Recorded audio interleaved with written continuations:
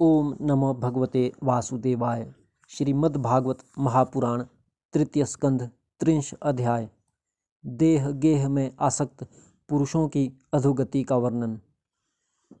श्री कपिल देव जी कहते हैं, माता जी, जिस प्रकार वायु के द्वारा उड़ाया जाने वाला मेघ समूह उसके बल को नहीं जानता, उसी प्रकार यह जीव भी बलवान काल की प्रेरणा से भिन्न भिन्न अवस्थाओं तथा योनियों में भ्रमण करता रहता है, किंतु उसके प्रबल पराक्रम को नहीं जानता।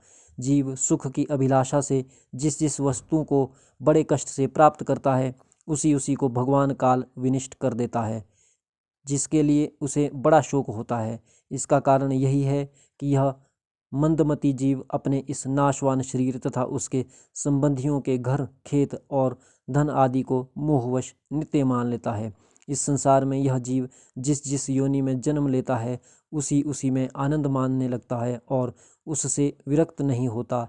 यह भगवान की माया से ऐसा मोहित हो रहा है। कर्मवश नारकी योनियों में जन्म लेने पर भी वहाँ के विष्ठा आदि भोगों में ही सुख मानने के कारण उसे भी छोड़ना नहीं चाहता। यह मूर्ख अपने शरीर, स्त्री, पुत्र, गृह, पशु, धन और बंधु बांधवों में अत्यंत आसक्त होकर उनके संबंध में नाना प्रकार के मनोरथ करता हुआ अपने को बड़ा भाग्यशाली समझता है। इनके पालन पोषण की चिंता से इसके संपूर्ण अंग जलते रहते हैं, तथापि दुर्वासनाओं से दूषित हृदय होने के कारण यह मूढ़ निरंतर इन्हीं के लिए तरह तरह के पाप करता रहता है। उल्टा स्त्रियों के द्वारा एकांत में संभोग आदि के समय प्रदर्शित किए हुए कपटपूर्ण प्रेम में तथा बालकों की मीठी मीठी बातों में मन और इंद्रियों के फंस जाने से गृहस्थ पुरुष घर के दुख प्रधान कपटपूर्ण कर्मों में लिप्त हो जाता है। उस समय बहुत सावधानी करने पर यदि उसे किसी दुख का प्रतिकार करने में सफलता मिल जाती है, तो उसे ही वह सुख सा मान लेता है। जहाँ तहाँ से भयंकर हिंसावृत्ति के द्वारा धन संचय कर यह ऐसे लोगों का पोषण करता है जिनके पोषण से नरक में जाता है। स्वयं तो उनके खाने पीने से बचे हुए अन्न को ही खाकर रहता है। बार बार प्रयत्न करने पर भी जब इसकी कोई जीविका नहीं चलती, तो यह लोभवश अधीर हो जाने से दूसरे के धन की इच्छा करने लगता है। जब मंद भाग्य के कारण इसका कोई प्रयत्न नहीं चलता और यह मंदबुद्धि धनहीन होकर कुटुंब के भरण पोषण में असमर्थ हो जाता है, तब अत्यंत दीन और चिंतातुर होकर लंबी लंबी सांसें छोड़ने लगता है।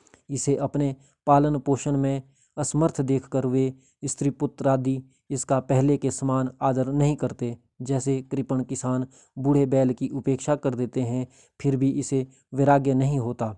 जिन्हें उसने स्वयं पाला था, वे ही अब उनका पालन करते हैं। वृद्धावस्था के कारण इसका रूप बिगड़ जाता है, शरीर रोगी हो जाता है और अग्नि मंद पड़ जाती है।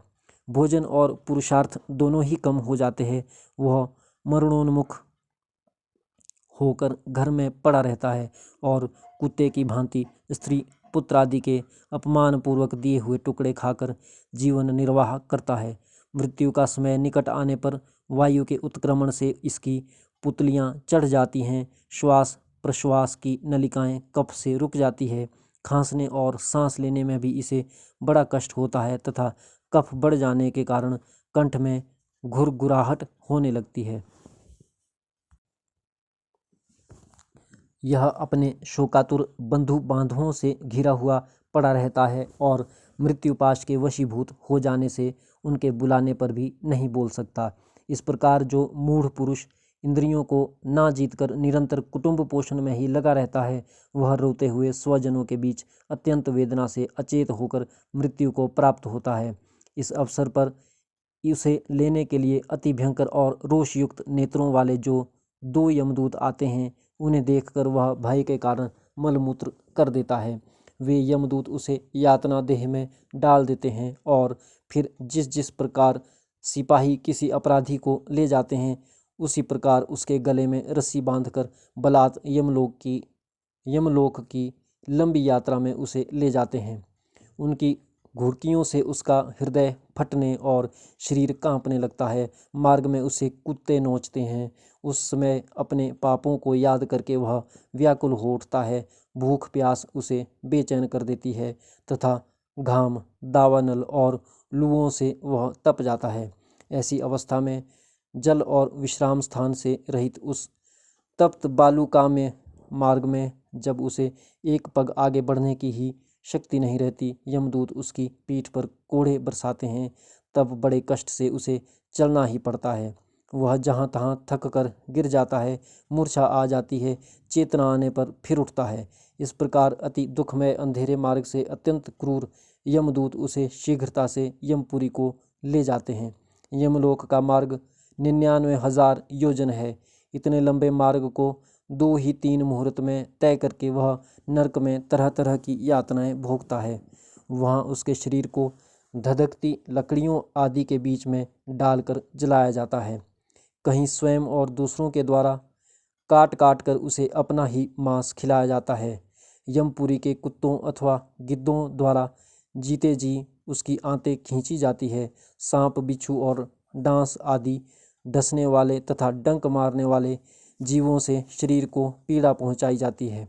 शरीर को काटकर टुकड़े टुकड़े किए जाते हैं। उसे हाथियों से चिरवाया जाता है, पर्वत शिखरों से गिराया जाता है अथवा जल या गड्ढे में डालकर बंद कर दिया जाता है। ये सब यातनाएं तथा इसी प्रकार तामिस्त्र, अंधतामिस्त्र एवं रौरवादी नरकों की और भी अनेकों यंत्रणाएं स्त्री हो या पुरुष उस जीव को पारस्परिक संसर्ग से होने वाले पाप के कारण भोगनी ही पड़ती है।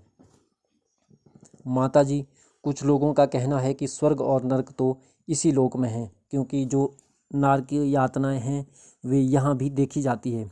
इस प्रकार अनेक कष्ट भोग कर अपने कुटुंब का ही पालन करने वाले अथवा केवल अपना ही पेट भरने वाला पुरुष उन कुटुंब और शरीर दोनों को यहीं छोड़कर मरने के बाद अपने किए हुए पापों का ऐसा फल भोगता है।